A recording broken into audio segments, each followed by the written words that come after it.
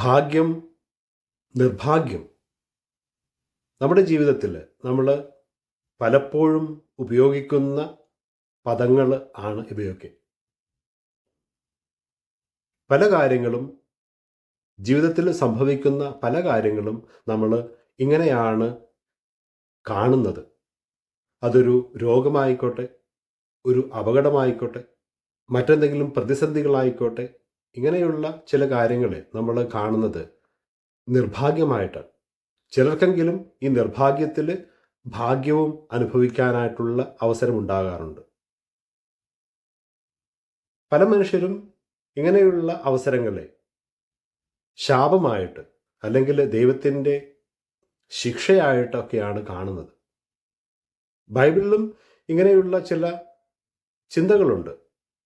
ജലപ്രളയത്തിലൂടെ ദൈവം മനുഷ്യരെ ശിക്ഷിക്കുമ്പോൾ, സോദോമിലും ഗൊമോറയിലും മനുഷ്യരെ അവരുടെ തെറ്റുകളെ പ്രതി ദൈവം ശിക്ഷിക്കുമ്പോൾ, അവിടെയൊക്കെ ഇങ്ങനെയുള്ള ഒരു ചിന്തയാണ് നമ്മൾ കാണുന്നത്. അപ്പോൾ നമ്മൾ ചോദിക്കും, നമ്മുടെ ജീവിതത്തിൽ ഉണ്ടാകുന്ന നിർഭാഗ്യകരമായിട്ടുള്ള കാര്യങ്ങൾ അതൊക്കെ ശിക്ഷയാണോ? അതൊക്കെ ദൈവത്തിൻ്റെ ശിക്ഷയാണോ? ദൈവത്തിൻ്റെ ശാപമാണോ? ഇങ്ങനെയുള്ള മോശമായിട്ടുള്ള കാര്യങ്ങൾക്കൊക്കെ ദൈവമാണോ ഉത്തരവാദി? അങ്ങനെയാണെങ്കിൽ ക്രിസ്തുവിൻ്റെ സഹനവും മരണവുമൊക്കെ എങ്ങനെ നമ്മൾ മനസ്സിലാക്കും? ശരിയാണ്, പലരും അതിൽ ദൈവത്തിൻ്റെ ശിക്ഷയെ കണ്ടവരും കാണുന്നവരുമുണ്ട്. എന്നാൽ യേശുവിൻ്റെ അനുയായികൾ, ശിഷ്യർ, നമ്മളെപ്പോലെയുള്ള ഇന്നും ഈ ലോകത്ത് ജീവിക്കുന്ന മനുഷ്യർ വിശ്വസിക്കുന്നത് യേശു തിരഞ്ഞെടുത്ത വഴി അതൊരു രക്ഷയുടെ വഴിയായിരുന്നു എന്നാണ്. അത് സഹനത്തിന് യേശു തൻ്റെ ജീവിതം വഴി പുതിയ ഒരു അർത്ഥം നൽകുകയാണ്. അതായത് നമ്മുടെ ചിന്തകൾക്ക് എവിടെയൊക്കെയോ ഒരു പരിധിയുണ്ട്. നമ്മുടെ ചിന്തകൾക്ക് പലപ്പോഴും തെറ്റുപറ്റാം. നമ്മൾ കാണുന്നതും ചിന്തിക്കുന്നതും മാത്രമല്ല ശരി.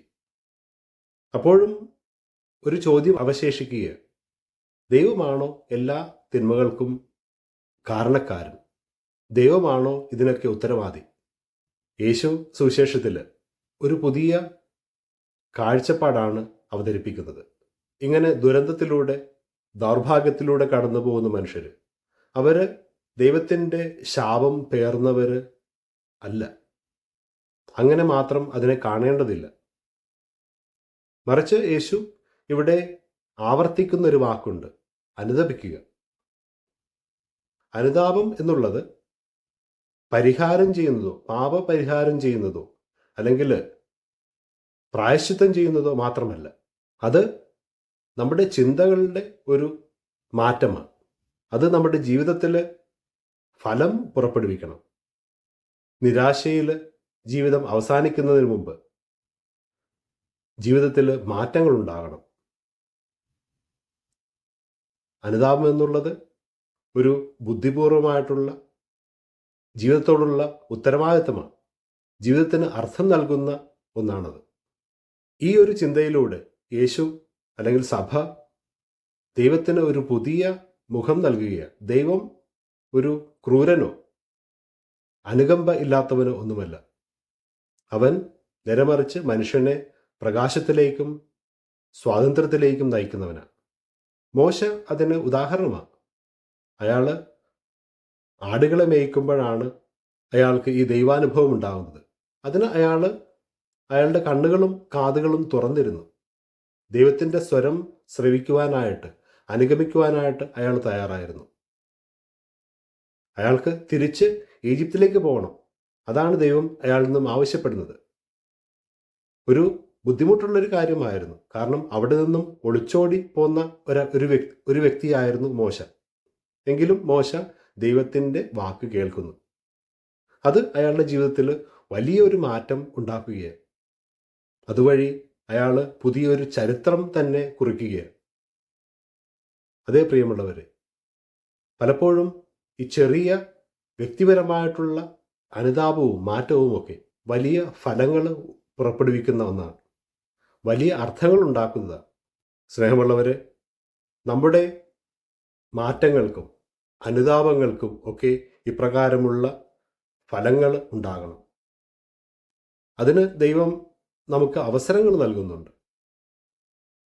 അത്തിവൃക്ഷത്തിന് യജമാനൻ അവസരവും സമയവും നൽകിയതുപോലെ നല്ല ഫലങ്ങൾ ഉണ്ടാക്കുവാൻ, ജീവിതത്തിൽ മാറ്റങ്ങൾ ഉണ്ടാകുവാനായിട്ട് ദൈവം നമുക്ക് അവസരങ്ങൾ നൽകുകയാണ്. ശരിയാണ്, ജീവിതത്തിൽ ഒത്തിരി പ്രശ്നങ്ങളിലൂടെ നമ്മൾ കടന്നു പോകും, ഒത്തിരി ചോദ്യങ്ങൾ നമുക്കുണ്ടാകും. പക്ഷേ അവിടെയൊക്കെ ദൈവത്തിൻ്റെ സ്വരം ശ്രവിക്കുവാൻ, ദൈവത്തെ കാണുവാൻ നമ്മൾ തയ്യാറാകുമ്പോൾ നമ്മുടെ ജീവിതത്തിൽ അതൊരു ശാപമാകുന്നില്ല. ഈ അനുഭവങ്ങൾ ഒരു ശാപമായിട്ട് മാറില്ല. മറിച്ച് അവിടെ ഒരു പുതിയ വഴി ദൈവം തുറന്നു നൽകുകയാണ്.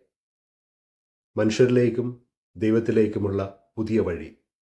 അതെ, എത്ര സുന്ദരമാണ്, സൗഭാഗ്യമാണ് ഇപ്രകാരമുള്ള ഒരു ദൈവത്തിനെ അനുഗമിക്കുവാനായിട്ട്, ദൈവത്തിൻ്റെ മക്കളായിട്ട് ജീവിക്കുവാനായിട്ട്. സ്നേഹമുള്ളവരെ, ഈ തപസ് കാലത്ത് നമുക്ക് നമ്മുടെ ജീവിതങ്ങളിൽ ഇപ്രകാരമുള്ള മാറ്റങ്ങൾ ഉണ്ടാക്കുവാനായിട്ട് ശ്രമിക്കാം. ദൈവം നമ്മെ ശപിക്കുന്ന അല്ലെങ്കിൽ നമ്മുടെ നാശം ആഗ്രഹിക്കുന്ന ഒരുവനല്ല, മറിച്ച് ദൈവം ജീവൻ്റെ ഉറവയാണ്. ഈ ഒരു വിശ്വാസത്തിൽ നമ്മുടെ ജീവിതങ്ങളിൽ മാറ്റങ്ങൾ ഉണ്ടാക്കുവാനായിട്ട് നമുക്ക് സാധിക്കട്ടെ. അതിന് ദൈവം നമ്മെ എല്ലാവരെയും സമൃദ്ധമായിട്ട് അനുഗ്രഹിക്കട്ടെ. ആമേൻ.